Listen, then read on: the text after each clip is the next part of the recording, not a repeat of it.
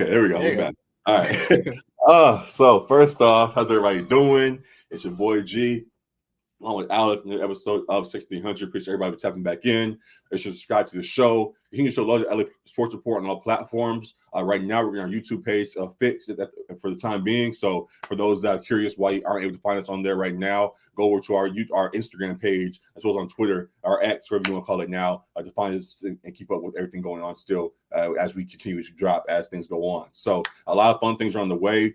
Very happy with just to be in this moment, technically with the playoffs starting and draft season here. A rough moment though for those of you, as you see on the screen here, for game one of the Lakers and what's going on with them versus the Nuggets to start off the playoffs. Y'all asked for this. Oh, we want to get the Nuggets early so we can face them and get the real test out the way early and see what the truth is. All right. we see what's going on. Alec, you feeling the way the same way I do. What are your first thoughts on the Lakers Nuggets after what you saw in game one? Yeah, you heard me last episode. I was one saying like I don't usually go against the basketball gods, but maybe they should take that play-in game because no, we do not want this Denver matchup, man. Like this game one went essentially how you kind of expected to go in this matchup. Like it was disappointing, but not surprising. Yeah. They got out to what, a 12-point lead, but that was one of those fake Laker leads. Yeah. And Denver has our number, man. We haven't beat them since like 2022. Yeah. And there's a reason for that. And a big part of that is Jokic, of course, playing at an MVP level. I liked AD like in his intensity in that matchup, but beyond AD, we don't really have the size, the bodies to throw at Jokic. So we're kind of undermanned there. And I don't really see a whole lot changing going forward in this series. Like Denver, in all these matchups, just from this regular season alone, we keep it close, maybe till third, maybe even early fourth, and Denver just finds a way to close it out in the fourth quarter. So I don't really see this going much differently than game one did. Like all of the last Western Conference Finals was like what margin of victory, like 6 or less points in all those games. Close every time. Well, we still got swept. So yeah, I'm not very optimistic going into this series. In regards to that game one, a lot of talk in the last 24 hours has been about the Haney and Garcia fight. And in the post presser of that fight, Haney talked about after losing to Garcia how he knew that Ryan Garcia had that left hook and he knew it was there, but he got caught slipping a couple of times and let Garcia catch him as he did. And it felt like in tying that into the Lakers and Nuggets, it felt like the Nuggets kind of let the Lakers throw their best punch early. Like, all right, let's see what you got. I'm gonna let you guys throw your best punch, and now I see what it is. All right, and it's actually as tough as I thought it was. Let's get cooking, and this is gonna be more of the same. So, the Nuggets allowed the Lakers. I want damn near allowed essentially the Lakers to get ahead kind of early on and show what plans they had in play for this series. And once they figured out what was going on, they adjusted as needed be and took control as they've done for the past what's now been 9 games they've been playing against us. Yeah. It just was more of the same, and folks were not happy. It was definitely a letdown. And it's trying to find some positives to look forward to the rest of the series. But when it seems that we're already throwing our best shots at these guys, I don't really know where more they just need to come from. Yes, there can be more pointing to. Yes, I want to see, and there was a big discussion between the both of us. Yes, we want to see D'Angelo make more jump shots. Yes, we want to see LeBron and other guys continue to elevate their play. But it seems like even if they were to do that, the Nuggets still seem like they're in control, even if guys were to get hot as we were hoping for. So, yeah, it's going to be a tough series for us. How do you see the rest of this thing playing out, as you kind of already alluded to? But do you see us finding any way to break through here? I will say to one of your points you said as far as like the Lakers giving their best shot, I don't quite think this was the Lakers' best shot. Like you alluded to with D'Angelo, like him shooting 6 for 20. Like I think he has a better shooting night in him. Like that's not the best of D'Lo. Yeah. LeBron had 7 turnovers. That's not even really talked about in game one, but only had 6 points in the second half too. Yeah, and that fourth quarter, I think only really had like a layup or maybe 4 points in that fourth. Right. So that definitely wasn't LeBron's best punch. I thought AD was the one that really came to play on both sides of the ball and gave us what we needed, but the rest of the team didn't quite follow suit. Reeves as well didn't have his best performance. Rui only got 4 shots up. So I don't think it was the Lakers' best punch, but it's just concerning because of how much of a well-oiled machine Denver is, and their ability. We've seen them be able to capture a finals victory, and we know that they can do it night in and night out. Yeah. Come crunch time in the fourth quarter, they know how to close out games. Like they know their roles, and they all fit into them seamlessly. So as far as my outlook for the series, like I could see the Lakers winning a game, but like Yeah. beyond that, I don't really see uh more than that. I think it's going to be a gentleman's sweep. Yeah. It could be a sweep again. I have faith in LeBron and AD to get a win, but Right. beyond that, I think it's Nuggets in 5 for me. In order to do that, something that was talked about with LeBron in his post-game press conference was just that when you go against a team like the Nuggets in playoff form now, you have to play perfect against championship squads. And are you going to be a championship squad yourself? You have to start finding ways to play perfect. What, in your opinion, does perfect look like for us in this series? Yeah, perfect looks like for us what AD gave us on both sides of the ball. Like he has to be constantly putting the pressure on Jokic, like defensively, and because hopefully the hope is that wears him out a bit. LeBron, like you said, like he can't kind of fade like in the fourth. Like we kind of need him to be the best version, the superstar version of LeBron as well, even at age 39. Like, Yeah, I don't think it's too much to ask when you see him do it in the regular season too.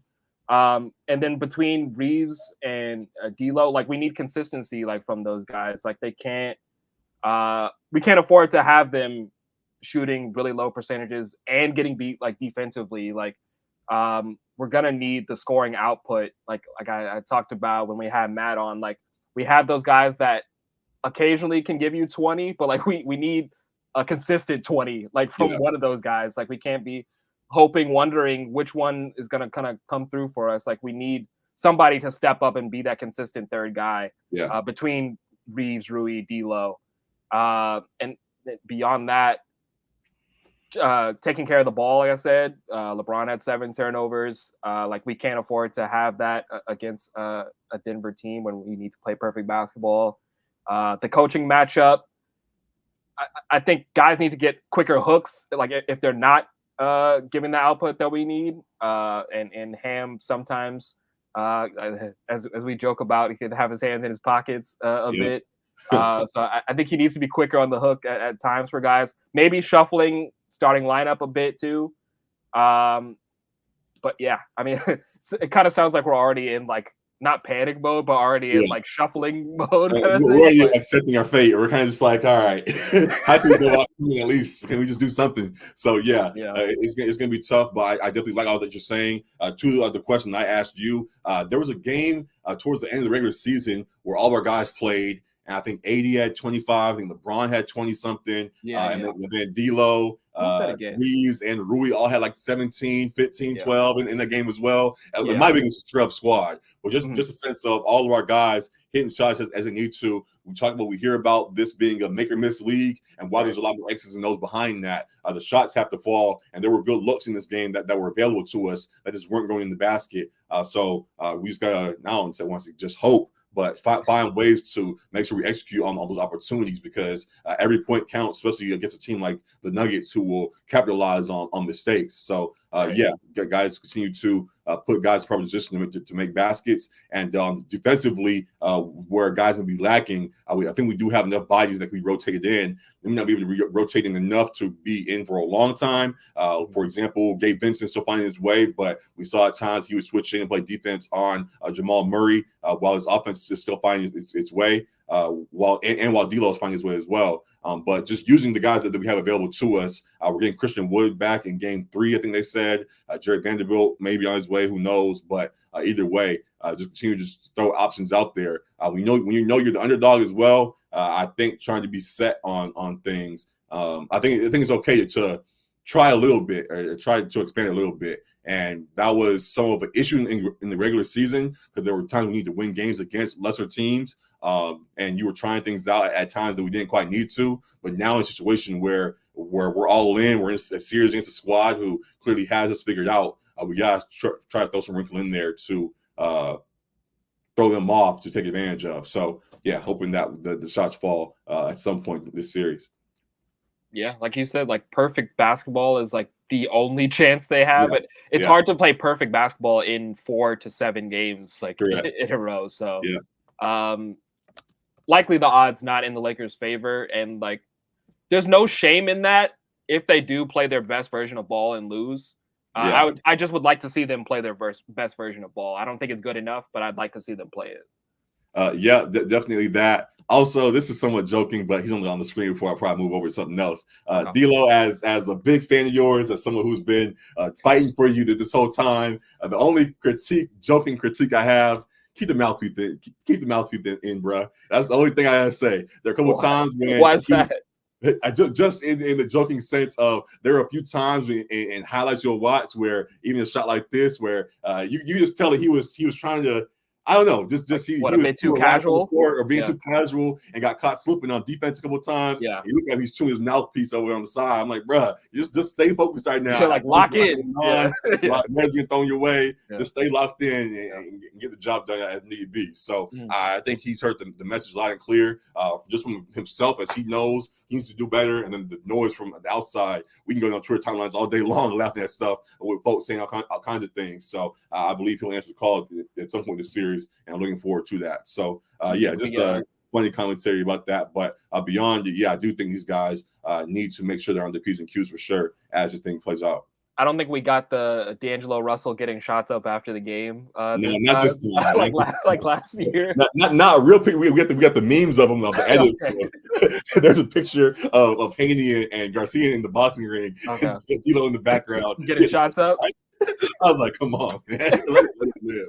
But that's how social media works, and it is what it is. Similarly, on the flip side, not similarly, but just another meme that came to mind was just that I was. They've been playing up this whole Jokic and the Super Bowl me thing. I'm like, maybe he's too Drew or whatever. He's too casual going into this game, and we'll catch him slipping. But he came in even in the full group outfit and got on court and still handled business. Yeah. And has looking like minions trying to chase him around all day long. So it was wild to see. But him being in prime form right now, he can do what he wants on and off the court and still be the best in the world. So it is what it is. And what you just think of his performance yet again in this series so far? You said it. Best in the world. What did he have? 37? No, 32, 12, and 7. Makes it look fairly easy. Like I said, AD was making him work on the defensive end because AD himself had, 32 and 14. So like he was putting pressure on Jokic, but didn't really slow Jokic down too much in that game one. He's still able. He's the best passer in the game, so he's able to find guys. He's able to see guys, pass guys open, see that they're going to be open before they are. Yeah. Like I said, they're just a well-oiled machine. Like he knows the spots guys are going to be at. He's got the chemistry with Aaron Gordon, or it's like they get a couple lobs a game just off of knowing where he's going to be. There's not really, like, you used to be able to criticize Jokic's defense, and that was kind of like the main criticism of his game. But like even on that end of the floor, like he's not a negative on that end of the floor anymore. Like he plays his role there, and so there's really not a hole in his game you can point to right now. Like he's the best in the world, and he's playing like it. And as long as he is, they have to be the favorite to win it all. Yeah, it's wild to see, man. That guy, I don't know how he keeps doing it, but he's special for real. And looking forward to more impressive performances from him, and hopefully from our guys as well on the Lakers side as the series plays out. So we'll be back with more after Game 2 later on in the week, and we'll have reactions after each game plays out for you guys. I'm excited for how that goes. Did you have like a prediction for the series yourself? For the series, we're a Laker focused show, so we're LA's focused show, so I can't quite share my answer on here, but it was honest, is all I'll say. Okay. That's a sweep for anyone that didn't get the code. If you understand what I'm saying, it was an honest answer. So I'm just going to leave it at that and enjoy the show for however long it plays out. All right. So, excited for the rest of the series in that regard. Going to the other side and what's going on with the Clippers. they had a good start to their series, and salute to them. Yeah, Even without surprisingly good Kawhi, start. Yep. handled business versus the Mavericks in Game 1, winning 109-97, which was somewhat of a lie. Honestly, they had a big lead early on in this game, and the Mavs just found ways to claw back towards the end. But the Clippers lead was so big at that point, they didn't really matter. So, very impressive Game 1 for the Clippers. I got some good performances from not Mavericks, Clippers side. PG played well, Harden played well, Zubac played well. The whole squad, obviously, we had a big win. So seeing all these guys execute as need be was great to see. What are your thoughts on the Clippers handling business in Game 1 without Kawhi? Yeah, a surprisingly great effort from the Clippers right out the gate. I thought it was great to see James Harden come out aggressive, looking for his shot, because we need to see that. We talked about when Kawhi was sitting those last few games of the season and Harden was playing. It was like he was kind of passive out there. Yeah, real quick. They said James Harden. They said James Harden humbled his son. He said, "What's a prince to a king?" They said you shut him down. But definitely, people always have made the Harden Luka comparisons for a long time, and seeing them go to battle is going to be fun to watch. And was very impressive to see Harden handle business in this Game 1. So yeah, definitely salute to him, and we'll see if he continues to dominate things the rest of this series. Yeah, so I was definitely happy to see that. I'm a little wary of aggressive Harden in a couple games of the series and then passive Harden in others, but so far no complaints there with his effort. I thought the role players stepped up and played well. Amir Coffey, Terrence Mann was great. Russ off the bench was great, of course, like always bringing the energy as he does, and especially on the defensive end as well, getting into Kyrie and Luka. Yeah, I mean, you couldn't really ask for a better performance from the Clippers without their best player in Kawhi.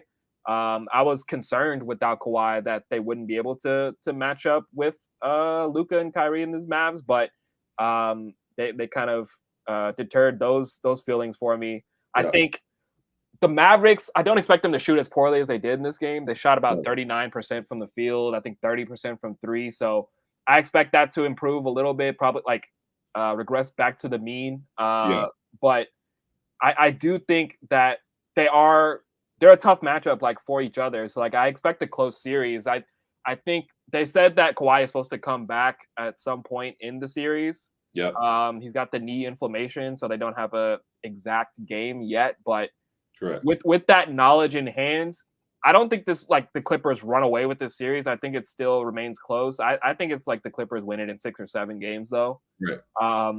But yeah, I'm really proud of the effort that they put forth in this Game 1. That's how you should come out Game 1 of a series.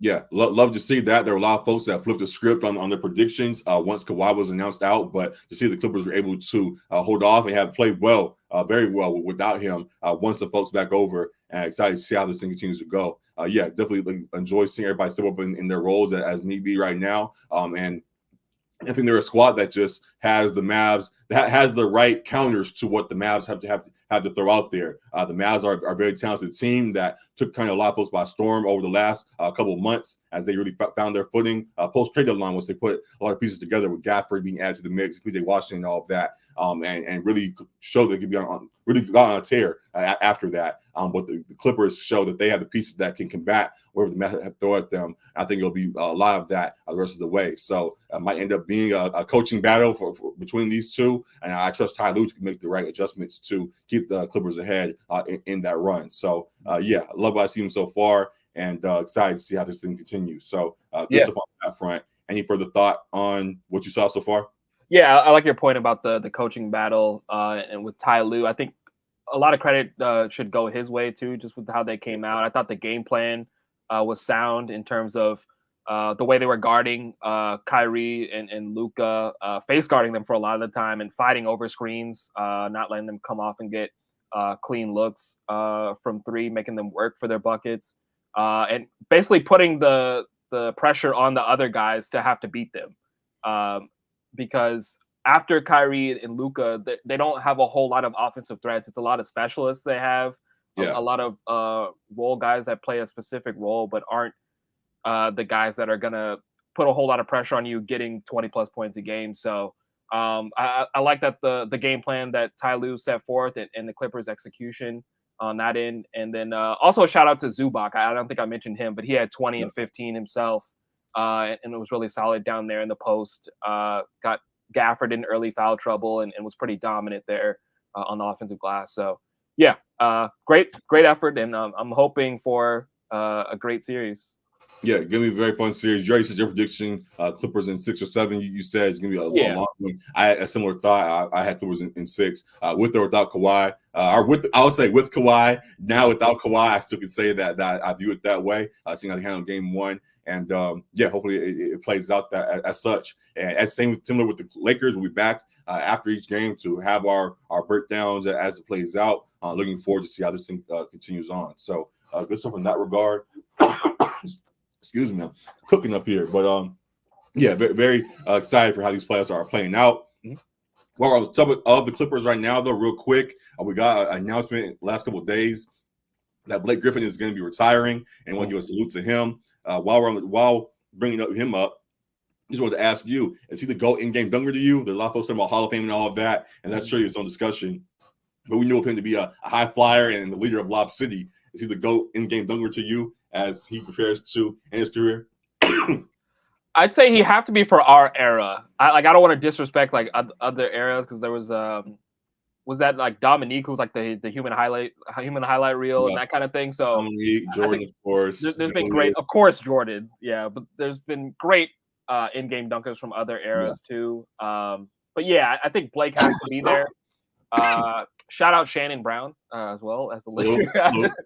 just a name that I thought of because he would always jump out the building. But Blake. A lot of these highlights were on our Lakers, so we know very well how great of an in-game dunker he was. A lot of his dunks too were body bag dunks like this, where he was dunking over people. And that whole Lob City era of the Clippers, while they didn't really have much to show for it in the end, was entertaining watch, and he was a major reason for that. I think probably for our generation, this last 15, 20 years or whatever, he probably is the best in-game dunker that we've seen. Yeah, I'm totally fine giving him that stamp. Also, he popped off really as social media was going, and a lot of these dunks you're witnessing, like even this one you're watching right now, was over Mozgov, I think that was, or whoever that is. That one shut Twitter down for a couple of weeks when it first happened. Was the top ESPN play of that season and all of that.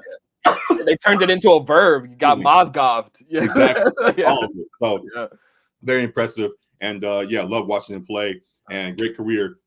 Even beyond the Clippers, like I remember he got those couple of years in Detroit where he showed he evolved his game, added the jumper and all of that, and was doing his thing and bounced around from there. But definitely salute to him, and they're looking forward to all things he does next. He's a very funny guy. He's all the comedy stuff a little bit.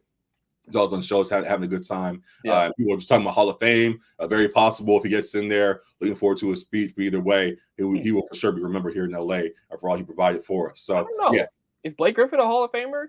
I didn't want to fully go there. I'm not sure. It's very debatable. I don't know if people have accolades for it, but he'll remember one way or another. Yeah, I'd have to do the science. I'd have to look at all his accolades, and because definitely as a dunker Hall of Fame for sure. Right. Yeah. But I'd have to think. I know he's had a couple All-Stars and maybe a Rookie of the Year in there too. So maybe not first ballot, but maybe that Hall of Fame is pretty wide open, so anybody can get at this point. So I don't see why not for him. Not saying that he has enough either way, but for those that are debating, I think that there's room for him, sure. So we'll see how it plays out. Either way, salute to him, and again, appreciate everything that he brought to LA during this time. So good stuff there going on. What we're talking about awards in the way, talking about Hall of Fame and name dunker and all of that. Going to awards in general, they've announced some of the award finalists for this season. The Clutch Player of the Year finalists are here. Oh, I forgot about that award. Yeah. Coach of the Year finalists, Rookie of the Year finalists announced, MVP award finalists announced. Jaime Jaquez erasure. Excuse me, my bad. I'm sick right now, but I'm fighting through it. But anyways, going back to where I started with Clutch Player of the Year, who would you pick as your Clutch Player of the Year now that we see who the finalists are? I mean, admittedly, I didn't watch a whole lot of Chicago Bulls basketball this year, but I know that like DeRozan was great for them. Like, DeMar in this finalist every year for this. The last couple of years has been announced. I feel like probably. I mean, he's had to carry a lot of the load, especially like when Zach LaVine goes out. It was him and Kobe White this year, but Yeah, I know he was great like for that back half of the season for the Bulls. Shea felt like he was clutch all year, and Right. he was in the MVP discussion as part of that. Steph, I feel like it'd be Steph to award. It'd be tough to award Steph this award, just kind of how the Warriors played. Like it's not like a discredit to him, but Right. I feel like they didn't have a whole lot of clutch wins. He was probably great in the clutch. Like his clutch stats are probably good, but Yeah. they didn't have a whole lot of clutch wins, and because of that, they didn't get the most clutch win they needed to get into the playoffs. So Exactly. I'd probably lean either way between Shea or DeMar, and I'd be fine with that. Yeah, I don't know if Shea's going to get MVP. Like we said, a lot of people leaning towards Jokic in that. So I wouldn't even be mad if he got the Clutch Player of the Year award as a second place prize in a way. So yeah, I'm fine with that there. Coach of the Year, we got Chris Finch from the Timberwolves, Mark Denault from the Thunder, and Jamal Mosley from the Magic. Which one would you lean in that one? It's for sure Dagnall. I wouldn't really hear an argument otherwise. The other two are great. Of course, the Magic kind of exceeded expectations as well. But OKC locking up the 1 seed was definitely probably the most unexpected of any team this year. So yeah, I agree with that. I think we kind of talked about before when Matt was here about how good the Thunder have been, and yeah, we still want to echo those same points about Denault and how good they've been with him at the lead. So yeah, but salute to all of them for putting together great team or seasons for their teams there. Yeah. Oh, real quick too. That last episode, the one Suns fan was talking about the Suns making a finals run. We saw how Game 1 went. Like I said, they might not make it out the first round. So. We ain't hearing them right now. But going on from there, Rookie of the Year finalists, Chet, Wemby, Brandon Miller. So for those three, these are Jaime Jaquez, erasure. Then you put in over Brandon Miller with how good he played to end the season. No, Brandon played great down the stretch, so I'm not mad at Brandon sneaking in there at the third spot. I think Jaime is definitely maybe he's right off this list, right after Brandon, but he had a great. Yeah. He was better in the first, maybe 2/3. He kind of got hurt in the latter part of the year. But yeah, Brandon Miller came on strong late. Looked a lot better than Scoot Henderson did this season. That was a major discussion around draft time. But yeah, Wemby, of course, is the Rookie of the Year. No question. Yeah, very, very impressive. Alien, all the words. He is that, and then some. So yeah, salute to him. It would be Chet any other year, but he happened to fall in this year with Wemby being here as he is. So it's what it is. But salute to all of them, as I said, with all these awards for plenty of great performances. And then you already kind of addressed MVP, Luka, Shea, and Jokic. Looks like Jokic gets his third one. Anyone else that you put in the discussion? And is it Jokic for sure that gets it? I don't think there's really anyone else that I would put in the discussion. Nah, I think Jokic is the winner. Tough break for these other two, as we said last episode. Luka might be Hall of Fame for MVP runner-ups. In his career, just how things are seeming to play out. He's got to get a top 1 or 2 seed one of these years if he wants to get that award. I think Shea will have his time too. I think, but yeah, Jokic, it's got to be his once again. He's playing like the best player in the world. So. Yeah. Still rolling with Jokic. As I said, and keep joking about Luka's window for MVP is getting smaller and smaller. He got to find a way to go to the hump some kind of way. He's still young. He's still great, but yeah. He's young. He's great. There's a lot of young guys popping up too. Shea's here. One was on the way. Zion, if he gets healthy, we'll see what he does. There's surely a few guys that would continue to fight for that award. I think he will end up getting one for sure.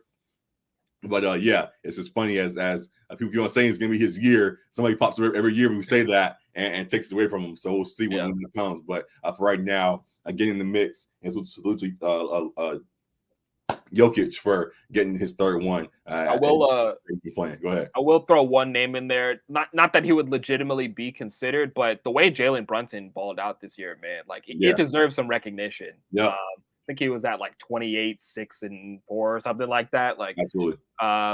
Especially after the Becky Hammon comments about him not being a 1A or whatever, he played very, very much like a 1A and got them to a 2 seed without Julius Randle as well. Has been out for a while.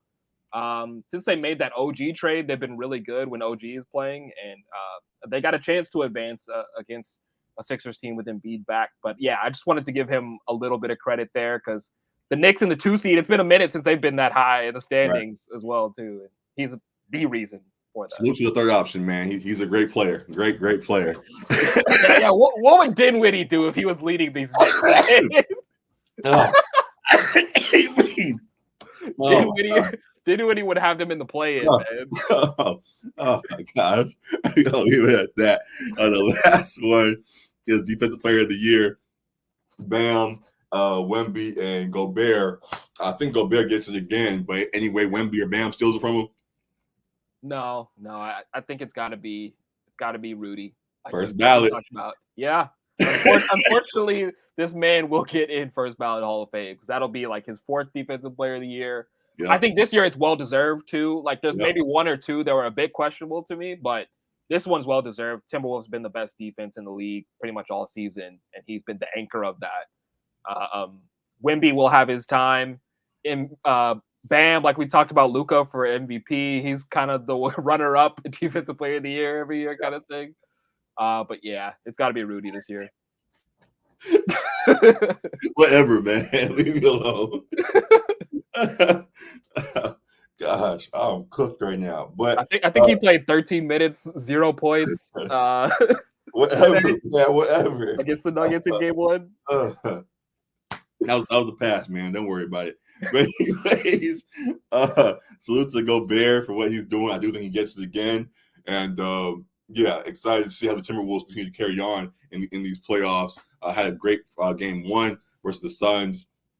And we'll see if they continue to build on that as things play out. So, yeah, very fun things going on here. And, yeah, we'd love to hear you guys' comments on it all, both here as we're live. So we'll be streaming for a little while longer. And then on our social media page as well. I look forward to report across all platforms. So share your thoughts there as well when you guys tune in. So good stuff in that regard. I think the last NBA thing of note is that beyond the things going on right now and beyond the playoffs right now, which we'll actually get to again in a moment, something that happened right before the playoffs where the Warriors got bounced out by the Kings in the play-in game. And many folks saw that potentially as the end of an era. The Dubs era was an all-time great one with the runs that they went on, lasting even longer than folks thought with that last championship run they had in 2022. Yeah. So for what they did. But are we now waiting the end of this dynasty in full, or do you think there's still is a little bit of life left with this trio as is? Yeah, I feel like people were probably a little early to this party in 2022, like trying to say that the Warriors doing the veterans plus the young guys wasn't going to work, and then they ended up winning the finals. So people kind of had to shut up for a year or two. Yeah. But now, like I feel like that has kind of run its course in terms of trying to do the vets like with the young guys like that. It hasn't really meshed well like this past season. And these guys, while Steph has still been phenomenal, Clay has not been the Clay of previous years before his several injuries to his lower body. And then Draymond has just struggled with staying on the court because of things not related to basketball, hitting guys, losing his temper, getting technicals, getting ejected. He's just been more and more of a loose cannon for whatever reason. And so neither of those two of their big 3 nucleus have been reliable to this point. And Steph is only getting older at 35. So I think they're going to have to do something differently. Dunleavy in the front office is going to have to do something differently. Bob Myers got out of there. He saw the writing on the wall and said, let me start broadcasting for a little bit before I plan my next move. But yeah, Dunleavy is going to have to figure something out. And I think at least one of these guys is going to have to be sacrificed between Clay or Draymond. Because they're not getting the output from them. I think Clay had 0 points in that play-in game, like over 10 for the field. It was rough to see. They've seen flashes from some of the young guys, like Kuminga showed a lot of development this year. Moody in spots is solid. AirPods, as they call him, has had good performances this season. But not good enough to make playoff runs. So they're gonna have to shake up this roster a bit. Sure. Yeah, it's been interesting how they've developed. And I don't want to call them wrong, but just for the lack of words, the wrong they're good at developing the wrong rookies. Like they in the sense of they had star rookies that they were trying to build up, young guys in the Jordan Pooles and Wisemans and all of that, where they wanted to develop and lead into the next era of Warriors basketball. And while they were using him a little bit, Jordan Poole, we saw how useful he was. I was going to say they missed Jordan Poole this year, honestly. Right, and maybe missed him a little bit. But just moving on from him and some of the youngers they tried to bring along. Patrick Baldwin was there for a little while, and just random guys, young guys that they wanted to continue to bring into the next era and be the next young guys of the Warriors, and weren't able to get really anything out of them. And they like drafting light skins, huh? Right, but they found were able to find life in Kuminga again after a lot of asking, seeing from him, and then Podziemski as he developed kind of out of nowhere as well. So, yeah, I think they'll find ways to bounce back sooner than folks think. I don't think it's going to be a long downturn from them, just with how they've shown themselves to be able to draft in ways and just manage the talent that they've had. But yeah, the run that we've seen with this big three as constructed, I do think has reached its end. So salute to them. I was a fan along the way and loved seeing them at their peak, even when they added KD into the mix and folks were all mad at them. Yeah, you were nasty for that. I was one of the few that was like, I ain't tripping on it. I enjoy seeing all-time great teams come together and dominate as they did. So yeah, they definitely will be remembered, and interested to see how they evolve into this next era without this group as fully constructed. So we'll keep eyes on it, obviously, as things play out. But for right now, just a final salute to those guys, I guess, as they go on to other things potentially. So yeah, just want to mention that real quick. Draymond is a big part of why this dynasty eventually crumbled. Like if you're looking back at it, pretty much, just in terms of kind of, he was one of the reasons why they brought in KD, and then he was the major reason why they ran him out of the building after 2 straight finals wins, and then of course the punch to Jordan Poole, which they couldn't go on a second year with both of them on the roster. Like you could see, kind of sent waves through that locker room and just with their chemistry. With the mismanagement of them trading Jordan Poole for a 35-year-old or wherever that was, Chris Paul. Yeah, was like you actually used him, showing an asset that he was at the time. He was viewed as one of the next great young guards in the league at the time. While it has not quite worked out in Washington just yet, at the time before the trade, he was viewed as a big asset. You could have got to pieces that better fit next to these guys to help them out in the season and the last. And Chris Paul was not that. He got here and was more the same. He got hurt again and was out for a large chunk and never gave the same production that Jordan Poole gave or just were what they needed. So yeah. He's mismanaging. We knew what the deal was. Once they traded for Chris Paul, we knew what the deal was. It was like they ain't winning shit once Chris Paul got there. But yeah, I think if I'm the Warriors organization, I'm like, how much longer do I deal with Draymond's like nonsense on and off the court? Yeah. Seeing as though like we know his value, he's been a ceiling raiser for them, but how much does that like outweigh the shenanigans as well? So I'm definitely looking at him being moved potentially. I was gonna say I hope it's not to the Lakers. I was gonna say, would you want either of them in LA?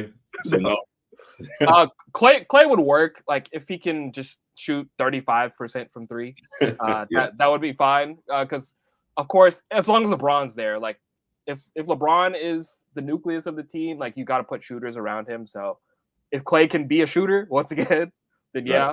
Draymond, no, I not personally, I wouldn't want him. Like I think he could be impactful, just because what he brings to the defensive end. But you also have an Anthony Davis who is the anchor of that defense already. So I feel like he would be a little redundant, and I don't know that he's like a ceiling raiser on a Lakers team that needs more athleticism and 3-point shooting. And so, yeah, no, probably not Draymond. I agree. So We'll talk about that more after our Lakers season ends and the moves that need to be made, depending on how things play out. Both for the Warriors right now, we're interested to see how they rebuild from here. And excited to see what is next for Steph and those guys over there. So salute to them.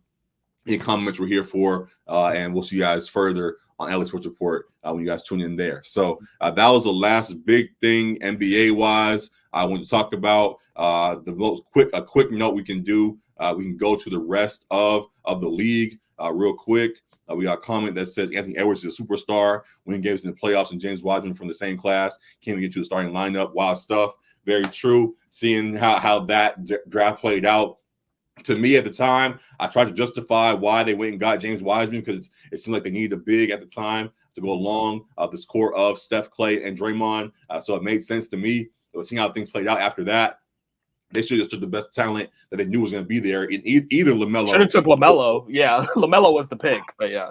It would have been great. Ended up being a big miss for them, and it is what it is, and things like that, why we are now where we are. So, again, even in that too, when he went and you traded Wiseman, same thing with Jordan Poole. There were James Wiseman played a part in the Warriors downfall. They flopped in that draft. Yep, definitely agreeing with that. And then to the point about trading him, you trade him for nothing to Detroit. You kind of just said, here, take him. We're done with him. But he still was viewed highly. He still was a top draft pick, and you could use that to get an asset that better fit. But then they traded him for, I forget what they even traded him for, but didn't get any return that was helpful enough to really get that team back to where it needed to be. So, yeah, they just missed on some big moves, and instead of trying to make up for their losses, they kind of just said, "Here, take it. We'll take the L," and it was what it was. So be it, and we'll see if they're more aggressive as things go on from here. But that was the last thing I wanted to note in that regard. Team individually, going back to just the playoffs in general, anything in the playoffs beyond our LA squads you want to acknowledge right now? We see the whole bracket kind of filled out here. Zooming a little bit and look at the teams and some of the matchups going on, some of the leads already being established. Anything else you want to address before we get out of here? Well, like I said about the Suns, like I think they might get bounced first round. They've kind of showed us who they are throughout the season, and they haven't been able to. They've blown a lot of leads. They haven't been able to finish off fourth quarters, and they got blown out by the Timberwolves in Game 1. As I think Dre mentioned himself that the Ant is a superstar and he's playing like such. Yeah, it was great to see more of that against KD, him chirping and getting buckets on one of his favorite player ever. Yep. I think as far as the Heat Celtics, like that the Heat are just undermanned without Jimmy, so they don't really stand a chance against this Celtics team that should take care of business, and I believe they will. They came out like they will today. Right. Beyond that, is there other big ones that I'm really monitoring? I think those are kind of the major things. You got the Knicks, Sixers there. Yeah. I think the Sixers make it a series. I don't know if Embiid's fully 100%, but no, he tweeted me again, trying to be Superman. Right. I do think this is a long series, but the Knicks look good. Josh Hart, salute. Bucks Pacers is going on right now. I think the Bucks have a sizable lead in this game currently. I gotta refresh the page. Magic and Cavs is kind of the NBA TV series to me. I'm not tuning in too closely. Quick question: if Ant sends KD Booker and Beal home, will he be top 5 in the NBA? No. Wait, what is that math? Dre asked the question. I'm just reading the question. Don't shoot the question. Hey, no disrespect, but like I don't understand how that one equates to the other. Like if Ant sends KD, Booker, and Beal home, I don't think that leapfrogs him anywhere in the top NBA discussion. I think he's already as one of the best young guys in the league. I wouldn't necessarily put him top 5 of the whole league, but I do think he is playing at a very elite level, and that whole team is playing very well. And he continued to elevate in superstar rankings as these playoffs go on. So I don't think any of those players between like KD is the arguable one, but I don't think KD, Beal, or Booker are top 5 players themselves. Like KD is maybe 5. Like, Yeah. but yeah, him beating those 3, I don't think that jumps him into top 5. I think he's top 15, top 20 player right now And currently. he's making Western Conference Finals run is what Dre's response is. To be top 5? I guess so. Yeah. As you think, I view him highly. I don't have a number on it. I wouldn't necessarily say he's top 5. Yeah, as I said, top 5 is tough. We view him as a top 5 under 30 kind of guy potentially. I got to think more on that out loud, but he's definitely of the young group of guys emerging. He clearly is showing himself to be one of the true elites of this next class. So I think it will help his aura, or whatever his guys call it these days, as he rises in these playoffs. But I think people already had high hopes for them with how well they played this regular season. And yeah, it'll help a little bit, but I don't think we jump into top 5 discussions just yet. Maybe next season when we come around to that. Ant is top 5 to top 10 right now. He's all NBA this year. So that's what I was gonna say. So like I think he's top 15 right now. So if he does get past the Nuggets, and then in turn would get past, who else we have to get past below that, above that, one of these squads, the Clippers or the Thunder potentially.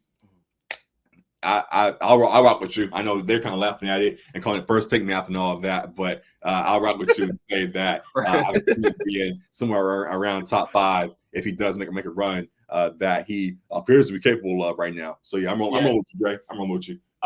Ant's a special player. Like I don't want it to come off like I'm disrespecting Ant. Like I think he's like a top. It is. You laughed real hard at that because that math doesn't make sense to me. Like if he beats the Suns, who aren't really a contender in my eyes, is he top 5? No. Well, people view the Suns highly. People, KD, as he worded it, why view KD highly. People view Booker highly. They view Beal highly. As a team, what they've shown us, there's no reason to view them highly, though. Sure, but the point is, we view these guys as all-world talents. And if he goes out there and shows that he's outplaying them, then it must mean he's playing at an elite level himself. So I get where he was trying to go with that. Yeah. As Matt said, first take math, but I would say Anthony Edwards is like a top 15 player. I think it would solidify him as top 10 if he was able to make a Western Conference Finals run. But yeah, top 5 is tough because I mean you already have like the 3 MVP candidates already. Yeah. Is 3 right there. Then you also like have Embiid, you have the LeBrons, you have the KDs, who I said is like on the fringe of 5 too. Tatum's there. Steph is still there. So like 5 that's kind of rare air for the superstars. He's playing real well. That was the point of this question. He's asking what we have to do to get top 5. Yeah, I mean Western Conference 7th in MVP voting this year. Yeah. So that's about like where I think he could land if he was able to make a Western Conference Finals run. I think he's solidified. He's solidified in the top 10. I don't think he's making a jump into over those guys that we've seen do it before. We've seen win titles and are still playing at that level. Like Ant hasn't quite graduated to that yet. I guess that's the point of the question. He's asking what we have to do to graduate to that level. If he beats the Nuggets, like a discussion can be had for sure, but there's still guys I think I would view ahead of him. I think that's what he was asking. So there are a couple of things he's saying in here. Like he's saying that LeBron and KD aren't even top 10 MVP voting this year and are not on that level right now. I get what he's trying to get at that. Would you take LeBron, KD, or Ant right now?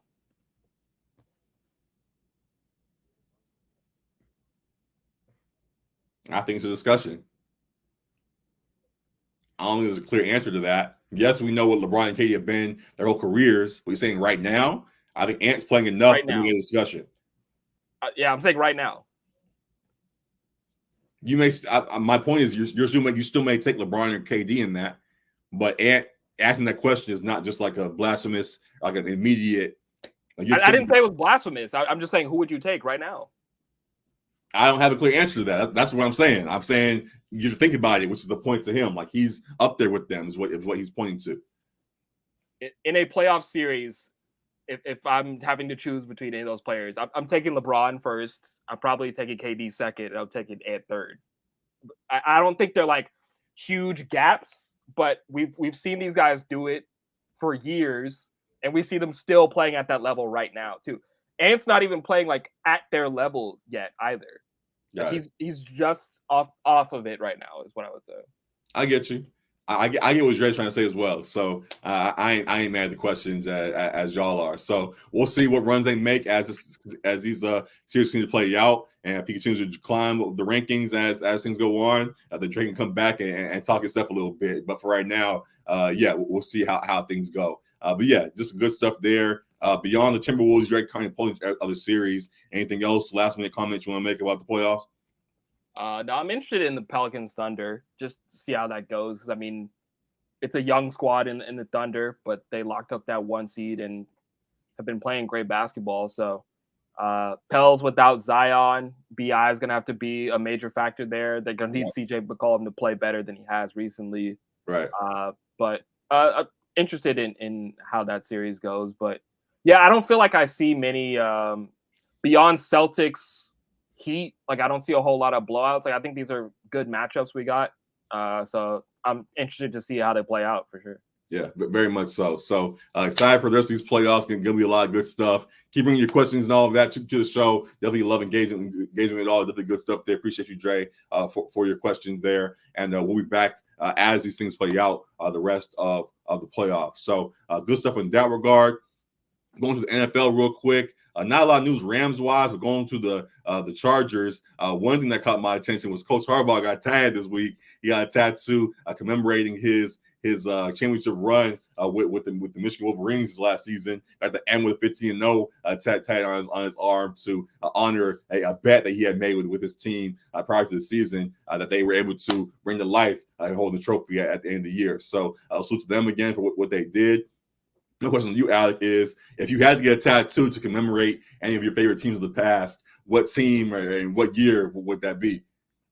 Yeah, I mean, my immediate thought is 2010 Lakers. So like that Lakers team that beat the Celtics in the finals, led by Kobe, of course.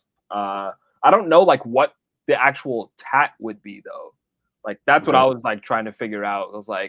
I was just trying to think of like moments from that series. Like of course you had Ron Artest like hitting that big 3 like to kind of ice the game in Game 7. But like I'm sure probably something Kobe related, Lakers emblem related. But yeah, I think it would probably have to be from that year because that's definitely one of like the happier sports moments in terms of my fandom. Yeah, would have to be that 2010 one, especially after losing 2008 to the Celtics and then not getting to play them, like beating Dwight and the Magic in 2009 and then finally getting revenge in 2010. Yeah. So yeah. You wouldn't go back. I knew we were young at the time, but you wouldn't go back to the early Laker runs and get anything for those two? Those were big too, but like we were really like so young. Like I feel like I didn't really get to enjoy them as much. Like my like earliest memories of like those like Laker years, like it was probably like the like 2004 like Lakers when they like lost to the Pistons in the finals. That's like when I could really understand basketball. Right. So didn't get to fully enjoy like Lakers, Kobe and Shaq Lakers, but yeah, I mean, of course, that three-peat is sensational. Yeah, very much so. I just wanted to point that out as well. The most I remember, I think, was the last run. I remember, or when was Can You Dig It from Shaq? What year was that? You remember? Can You Dig It? Oh, yeah, I remember that. I remember that year. I remember. It might have been the second year. Like it might have been. I remember Madison dancing, I think, or whoever that was. Yeah, Mark Madison. Yeah, all that stuff going on. So from there, that's when we really sunk in. And salute to them for with all they accomplished. But those would be great ones. As you said, 2010 one will be a great one. I think holds more weight to your point, just in the sense of us being the Celtics in that as well. And long history we've had with them. So either one of those that would be fitting. For me personally, though, you might be able to guess where I'm about to go with this. Go ahead and make a guess. Wait, let me think. Because you got some Ravens fandom, of course. Huh. It's hard because you be flipping between teams a little bit. There's one team that I don't flip on. Who don't you flip on? You're a Kings fan, but there's not really like a big Kings moment like that. Yeah, but not the Kings though. But you already said it. The Ravens though. You already said it. Okay. And walked past. I was trying to figure out why you wouldn't move so fast. But the Ravens in that 2012 Super Bowl run that they went on, all time great. fully stamped. I was already a big Ravens fan, but that really locked in my seeing how they got the job done. I was in awe watching our squad get the job done there. So definitely we have to roll with that Ravens squad. The USC and the Reggie Bush years was a big fan of them too, and they would be second on that list. I definitely shed a tear when we lost that championship game to Vince Young and all of that. But for all-time sure, great moment, that Vince Young touchdown run. Whatever, man. All-time Whatever. great. Still scarred from that. But for sure, this Ravens run has to be the one that I'll commemorate. You already see I got stuff on here. I got a Ravens stack coming at some point, and excited to add that to what I got going on here. So yeah, definitely some good things. But definitely salute to Harbaugh for how he honored his bet and honored his team in the last week, getting that Michigan towel on his arm there. So yeah, just something fun I wanted to point to real quick. Going to the football side of things and what's actually going on the field right now. Draft week is on the way ahead of time. On the way to that, the Chargers are still putting their roster together. We recently just acquired J.K. Dobbins as well as Gus Edwards, both from the Ravens, two running backs added to the backfield. We've talked a couple of times about Greg Roman wanting to add some more tough guys in the backfield alongside Justin Herbert there. And I think these are good first steps beyond what we may have planned in the draft. So yeah, just excited to see what next moves are going to be made. The joking side of it is just that it seems like he might potentially be doing a little bit of his Tom Thibodeau with D Rose, as Thibodeau with the Wolves, trying to get the old game back together. And we saw that went for the Wolves. Hopefully, we don't have the same fate here in LA. But what do you think about the moves the Chargers are making so far, and how we're looking heading into the draft? Yeah, building the Los Angeles Ravens in that backfield. I warned you. I like the Dobbins signing just because of we've seen on the top end what he can be, and if it does pan out, if he is healthy, I think that's a great dude to have in the backfield. So some more explosiveness that they've kind of lacked in previous years with Eckler. Kind of having more tread on the tires. So if Dobbins is healthy and can really play, I think you get some great production out of him. And of course, they have the familiarity with Roman and how he likes to run his offenses. So that's seamless there. Clearly, because Harbaugh brought him in, he wants to get more into this hard-nosed running game. So bringing those guys in, I'm not mad at it at all. I think you probably still maybe want to identify some talent in the draft too, but those guys are solid. And then just in terms of the draft we talked about, skill players wanted and needed for sure in this draft, especially pass catchers. With losing Mike Will and losing Keenan Allen, they're going to need to bring in some really skilled pass catchers in this draft. So hopefully those are some of the main targets, but we shall see. Yeah, people are talking a little bit about potentially just in regards to the running back room, adding another Michigan guy in Blake Corum to the backfield in the draft. We'll see if things fall that way for us. We'll definitely welcome him here alongside the guys we have already being added to the room right now. So that'll be interesting to see. In regards to the draft as well, it's interesting to see how mock drafts are shifting right now. A lot of trends are going up and down, and rumors of trades are happening, are really shifting how boards are playing out to the point that a pick that was originally we saw out of reach, even at 5, Marvin Harrison Jr. is being viewed as a guy that could potentially fall to the Chargers at the 5 spot, with trades being made as folks position for all the quarterbacks that are being available coming up in the draft this week, along with Joe Alt, who's the top lineman in the draft as well here.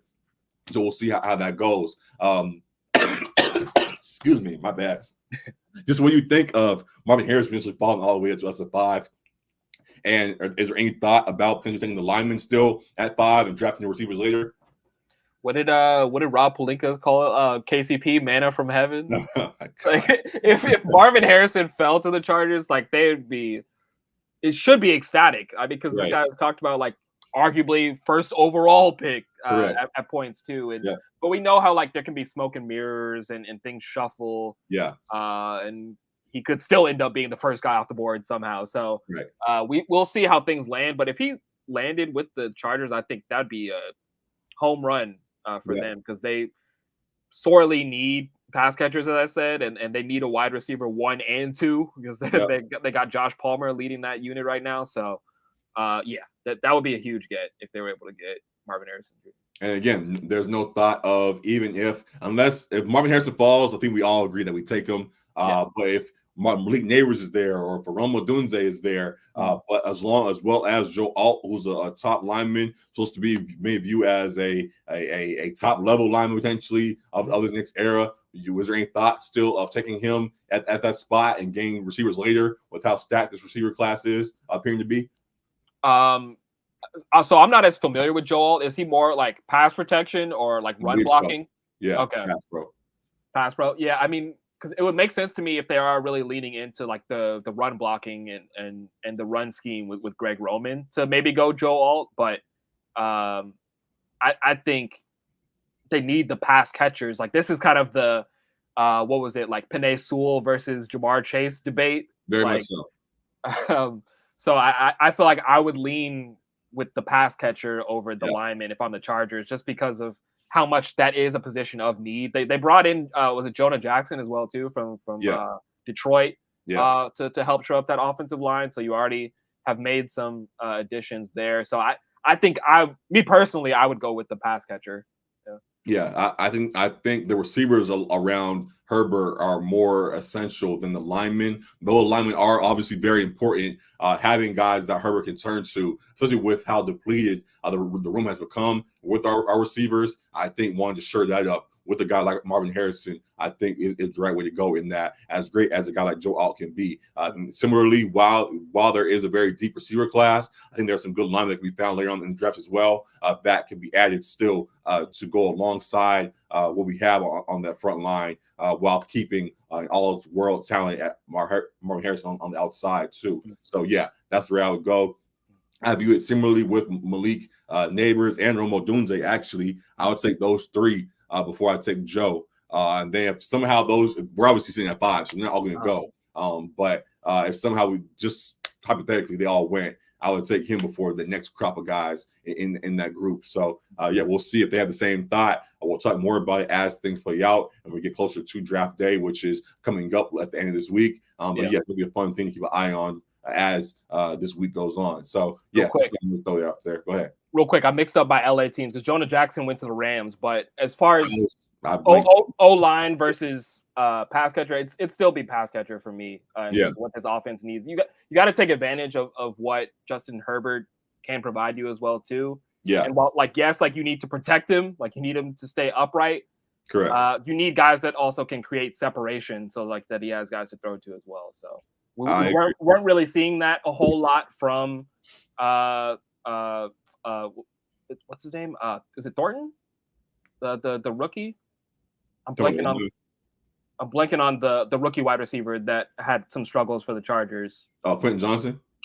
Johnston. Yeah. Like we weren't really seeing his ability to get separation and haul in the ball too much last season. And then Josh Palmer, like that's not really what he's big on either, like kind of more of a deep threat. I think bringing in some pass catchers has to be priority number one.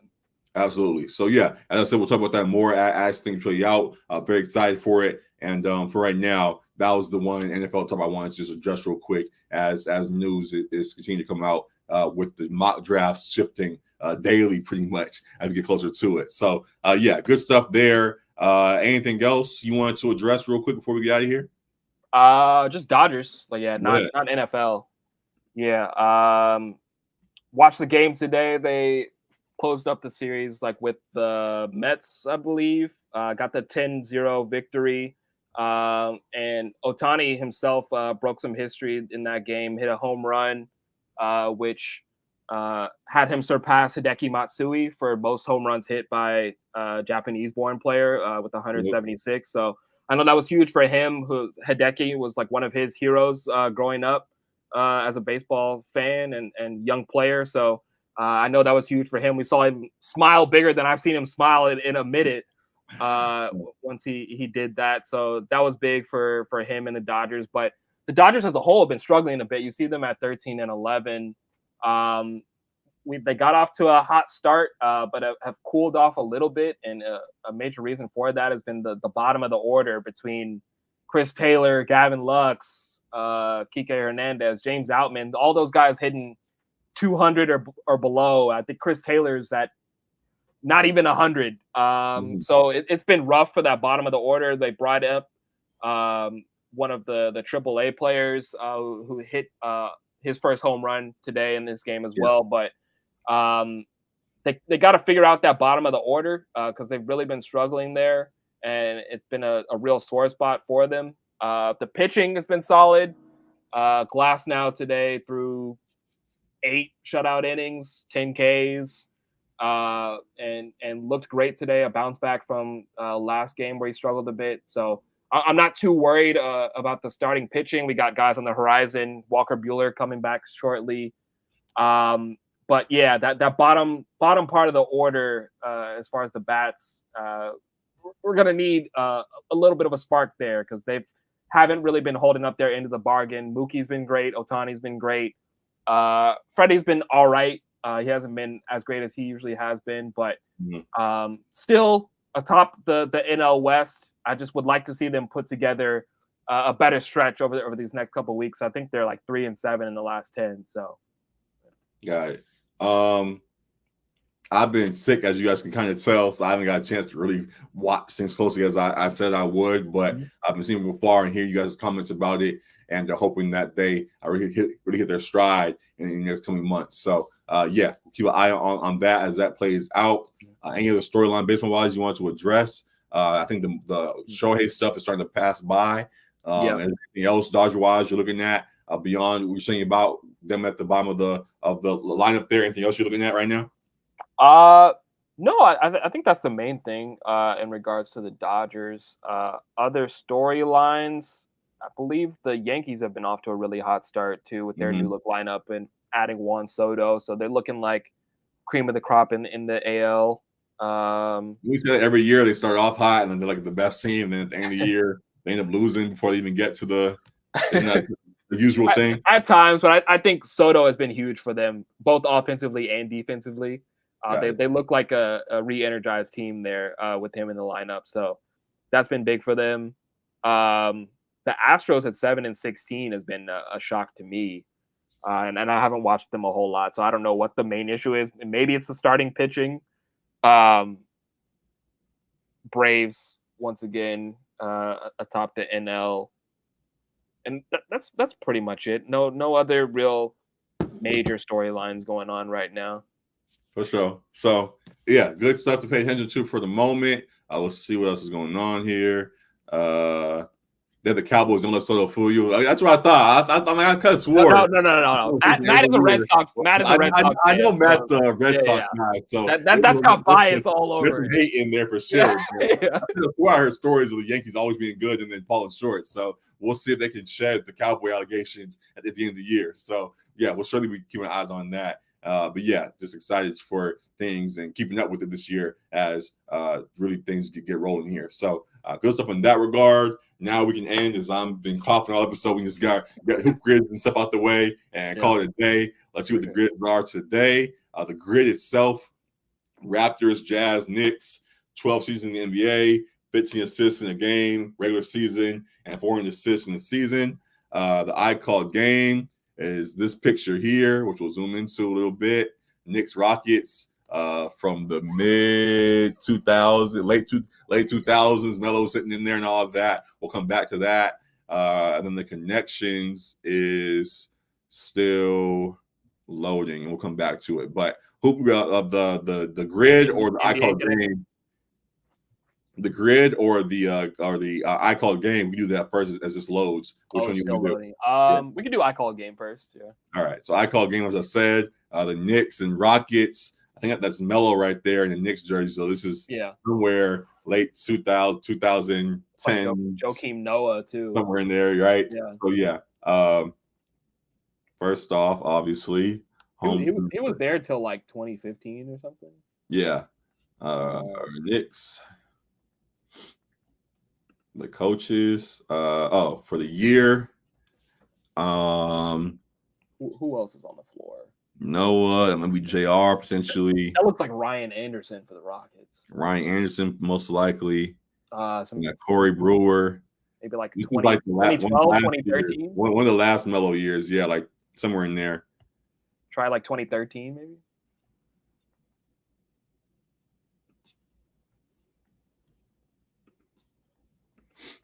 Nope. A little later. Eric Gordon, Brewer. Is that Capella maybe? Harden. Yeah, Harden. It's either 2014 or 2015.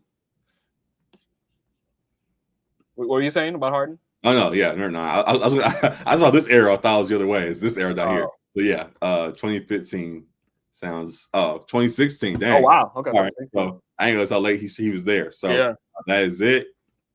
Going on from there. Regular season, of course, December. The coaches, I think that's the D'Antoni year. For which team? For the Rockets, no? Probably with Harden there. Yeah. And then at the end, was that like Mike Woodson maybe? Or somebody else? Those are my first thoughts. Sounds right. Oh, wait. If D'Antoni's not there, it could be McHale. I don't remember what year he was there. But who's this? On the Knicks side. Is that not Van Gundy? Who's the other guy? This is on the Knicks side? Yeah. Who's the other dude? Not Van Gundy. They had another oh my gosh. I don't know. I can't remember his name. But it's not Woodson. It's not Woodson though. Vinny Del. Oh, Del Negro? That's who yeah. Is that not him right there? Did he coach the Knicks? I thought he did. Maybe. I don't remember. So I don't know who else this white guy would be for the Knicks over here. Yeah, the Knicks. It's the Knicks side. I guess so. Nobody helping us out? No help. So be it. Nope, no Negro. So but it is D'Antoni though for the Rockets. I got that part right. Looked like it was like black hair guy. Who else would it? Definitely ain't Mike Woodson. I'll tell you that. Definitely not Mike Woodson. Yeah, I don't know who this is then. I got nothing. Who else coached Melo? I thought the Negro did. I thought Woodson did for sure. I don't know who else was there. I don't know. Just put Woodson. Maybe it was no, not Van Gundy. Jeff Van Gundy. He was doing play-by-play by then. No. Maybe this was what's it called? Who was there during the Phil Jackson years with the whole posse thing? Who was that? Oh. Was that? I don't know, man. Yeah, I don't know enough. Like that was Woodson. I don't know. Yeah. I'm just gonna put Hornacek. Yeah, I wasn't getting that. Yeah, I wouldn't have got it either. All right. Players, Rockets, Harden. I think I said Brewer. Yeah. You said Ryan Anderson. Yeah. All-time bag getter. I would say Eric Gordon. Was PJ here that year? P. Dot J. Okay, who? Tucker. Nope. Those early, yeah. I don't know if Capella was there yet, like if he was drafted yet. 2016. Capella. Probably. Nope. Oh. Melo. Derrick Rose. It's like try Omer Ashik for the Rockets. Taj Gibson. Nope. Say it again. Omer Ashik. Omer Ashik. Nope. Was Nene there? Why show LeBron? You should. All right. Nene. Yep. Yeah. This is 2016, right? Yeah. Who's number one over here? Oh, Trevor Ariza. Yeah. You said Eric Gordon. Oh, you got him. Okay. Yeah.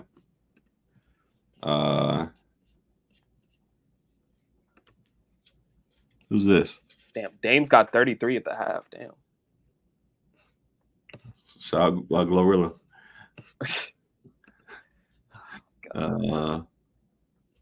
Who is this up here? Over here. Oh, that's Montrez. Oh, was it? Okay. I was gonna say is like JR or Shump on this team, or they're already on the Cavs. Knicks. They're probably on the Cavs by now, huh? 2016. That was a champion year, wasn't it? Yeah, for the Cavs, I think so. Yeah, so they ain't over there. D Rose, Melo, Joakim. I don't know who that is. Can't tell who that is. Who's number 12? I feel like I know who this is, but I'm blanking on his name. Is Theo Pinson on that team? Theo Pinson. Is he if he's in those years? 2018. No, he's later. Was this a Landry Fields year? Oh no, 2014. No. Was this a Steve Novak year? Novak 2016. Right. Nope. Was this? Yeah, we only got 3. Who else would have been in like the starting 5? No. Is this a Jeremy Lin year? I'm shocked there's no Taj. No. Chandler wouldn't be there. All right, tried Taj Gibson. What about Wilson Chandler? Wilson Chandler. Nope. We just need 11, so we just need one more guy on the Knicks squad. Who was on this team? 91. Who was 91? I can't see the face. It's a white person? Yeah. It's like a Lou Amundsen on this team. Lou Amundsen is a good call. 2015. Nope. Damn. Yeah, I don't know who these bums are.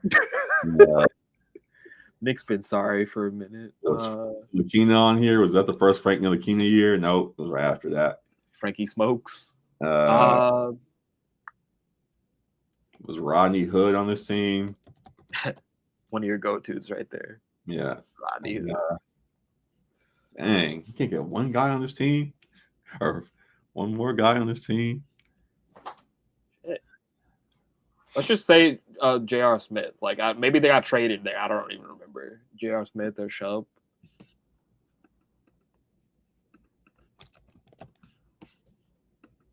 No. That's crazy. Damn, this team sucked. Free Melo, man. Melo only cared about getting his 30 points. That's why. Yeah. Melo was once he got his bag, he was like, hey, y'all sign whoever you want to sign. Oh man. The worse they are, the more I score. We can't even think of 2 more guys though. That's nasty, man. Who else did Melo 2016 Knicks. I'm trying to think of like 2K and that kind of thing too. Like who was on those Knicks teams? I'm surprised Taj isn't there. Raymond Felton? Nope. You could try it. Oh, his years didn't match up? It did. It wasn't him. Oh, okay. Nate was way before that. I don't think Nate Robinson was there. Yeah, man, I got nothing. Damn.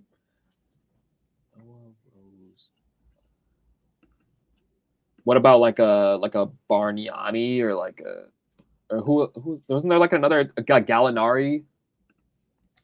Gallinari. Nope. Bargnani. Nope. I already tried Landry Fields. I tried Novak. D Rose. My God. Tried Lou Amundsen. What does this say down here? Holiday. Is that Justin Holiday? I guess.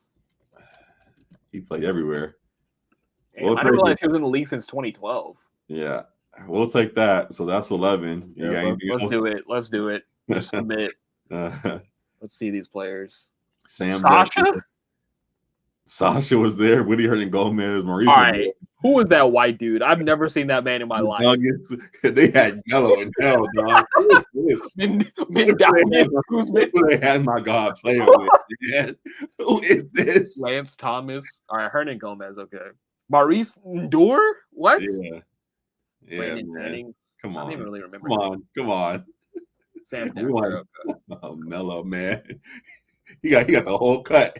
He's like, don't Nasty. pay, sign with the minimum wage guys and pay me everything else. Nasty. I want the whole bag. Don't pay nobody. So nasty. We wouldn't have got any of those names. Yeah, no shot. And speaking of shot, last shot. for Let's say Liv, Harden. It's Harden or Melo. No, Brandon Jennings. Oh, yeah. So whoops, I'm taking the L on that one. Yeah. For whatever reason, connections is Try to not refresh it. loading. We'll try the crossover grid version. Basketball connections. So here is that.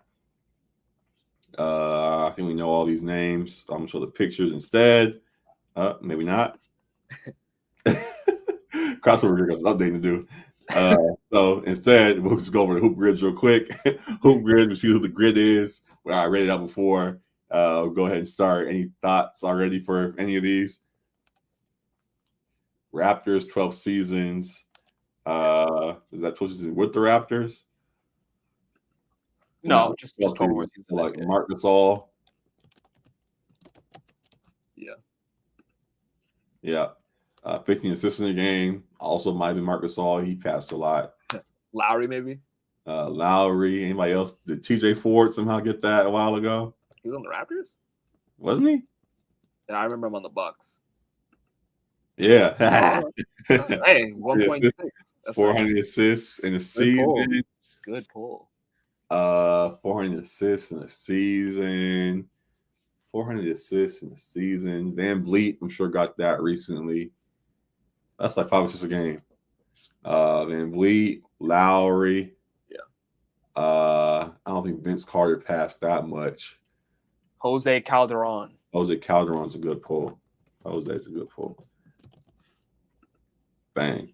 For the Jazz, I think Calderon played for them too. But for the Jazz, 12 season NBA. Rudy Gay played for them for a little while. Yeah. Dang, that's too high. All right. Who's lower than that? Did Ridnour play for the Jazz? Yeah, I know he played for like 8 teams. Derek Fisher. Oh yeah, that's a good one. Point 4. There we go. Yeah. Take that. Wasn't that like 1 year or whatever? He like, yeah. Come back over here. Yeah. What are you doing? Stop messing around. Yeah. Our bad. 15 assists in the game for the Jazz is John Stockton, Darren Williams. Definitely Stockton. And that's pretty much it. I don't think Mitchell ever got that high. Darren Williams, you want to try him? Darren Williams. There's really only 2 options. We'll take the time. 400 assists this season.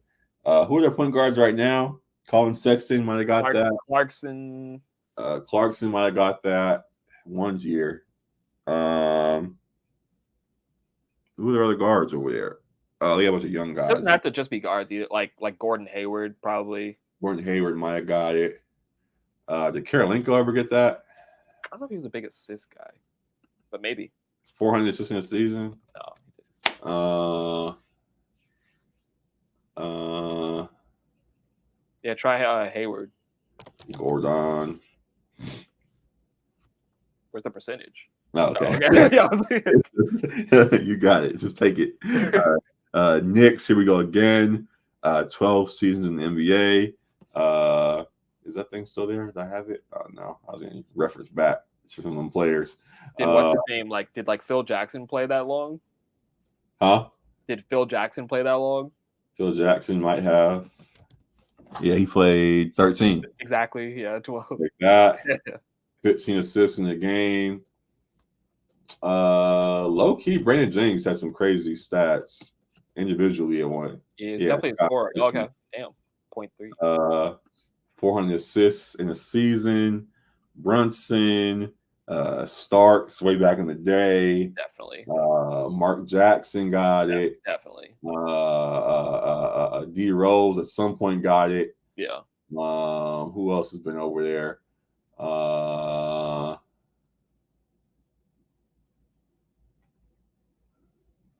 Yeah, I don't know, but one of those guys, Mark Jackson, probably the lowest of that group. Bang, we'll take it. There we go. So now let's try this again. If not, we'll just move on to the other stuff. Sure. Error fetching again. Can I reload this with the pictures? Yes, no, yes, no. I guess not. Just do regular connections. Call it a day. Regular connections it is. Or you want to just do this without the pictures? Duncan Robinson, Kobe Bryant, Jalen Rose, John Wall, Steven Jackson, Luke Walton, Franz Wagner, Justice Winslow, Trevor Ariza, Jaden Williams, Jermaine O'Neal, Tim Hardaway Jr., Jerry West, Anthony Johnson, Adam Morrison, and Ron Artest. Do we have 4 guys that came straight from high school? I think I see 3. Kobe, Steven Jackson, Jermaine Trevor O'Neal. Ariza, and who? I was thinking Jermaine O'Neal. Nope. No. Okay. Let's see. Jalen Rose. Kobe, Luke, Ron Artest, Adam Morrison, Lakers thing. 3 of a kind. What team were they all on? Maybe not Adam Morrison. Ariza. Or instead of who? Who was on that 2010 team? I think they probably all were, actually.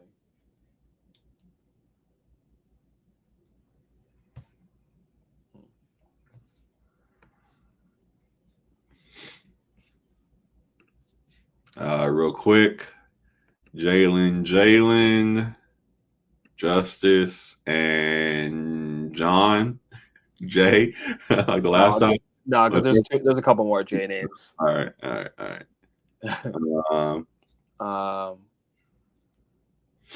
Malice in the Palace, Steven Jackson, Ron Artest. No one else though. Jermaine O'Neal.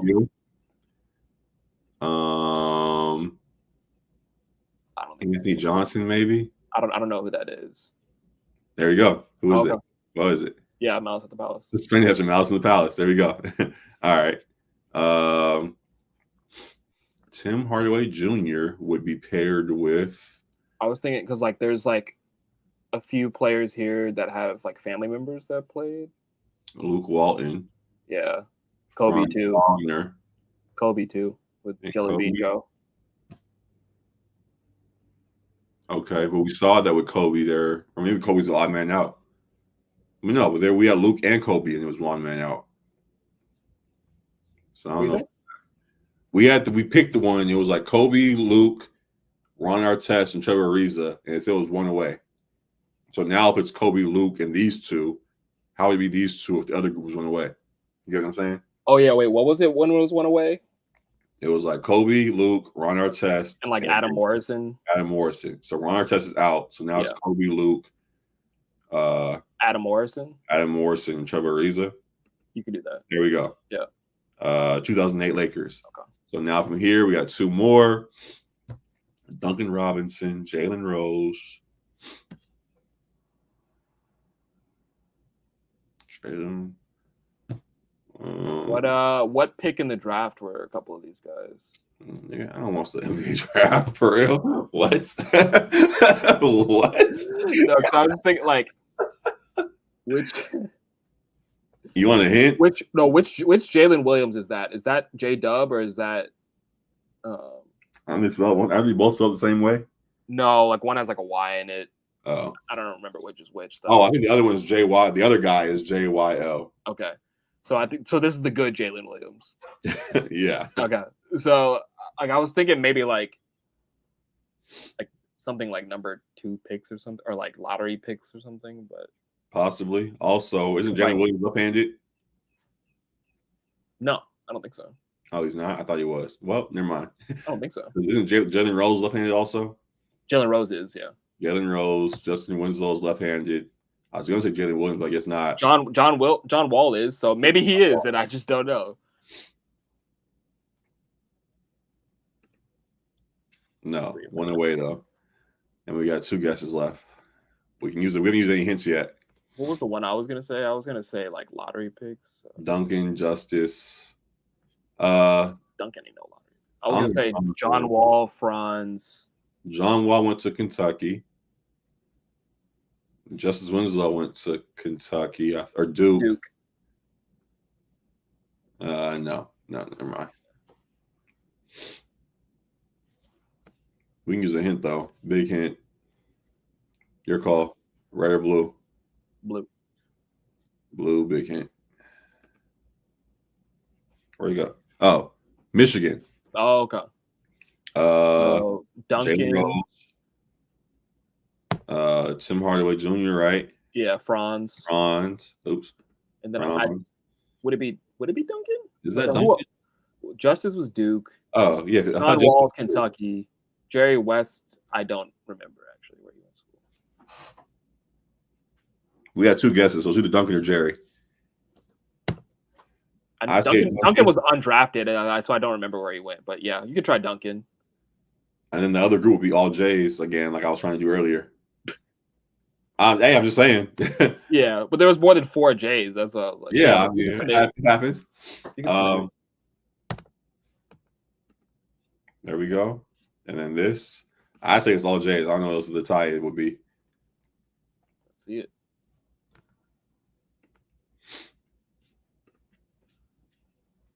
JW.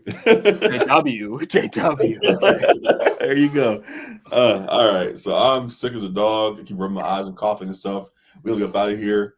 Didn't get the NBA connection for Hoop Grism if you want to. Oh, we have the other regular connections though. Yeah. And call it done. So here we go. The last one before I get out of here. Drum, track, symphony, wig, conductor, wax, symbol, ideal, car, model, mark, simmer, example, scimitar, station, and symbol. That word I've never seen before. Never seen the word in my life. So we'll save that for last. But yeah, any thoughts off top?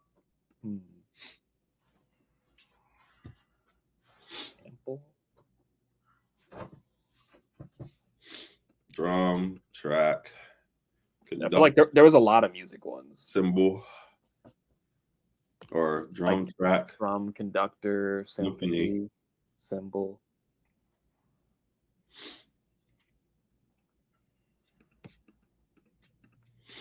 Symbol.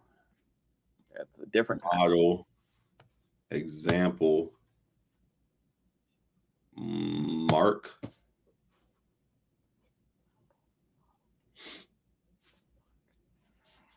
Yes, try that one. One away. I'll keep that in mind. Conductor, car. Oh, wait, no. Conductor, station, track, and like model train, model or a train car. Yeah, I could see either one. Your call. Conductor, track. I'm just seeing what the other words are too.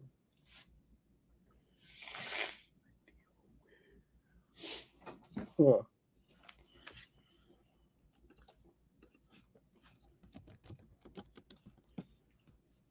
Okay, so I think I found one actually that's not these. So ear, like eardrum, ear mark, ear wax. Is there a fourth one that goes with ear? What's ear mark? I thought that was a word. Hold on.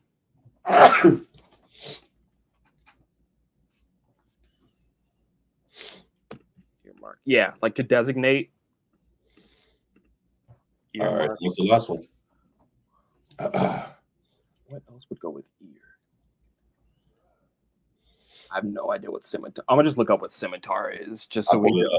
Oh, you found it? What was it? It's a curved blade. A short sword with a curved blade. Bronze. Also, that's all we got. Yeah, it's a sword. Okay. So that doesn't really help me at all. Right. Let's see, does earwig work? An earwig is an insect. That's your call? I don't see any other word that would go with ear.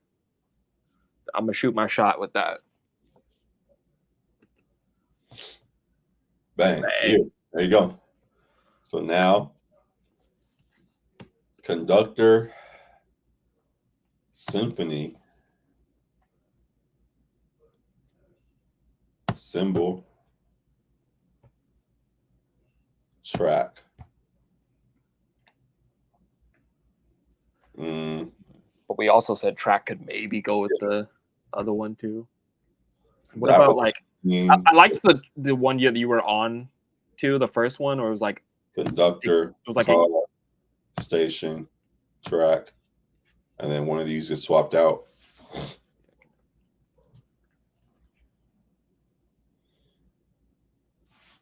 Or like example, model, ideal, and symbol, maybe.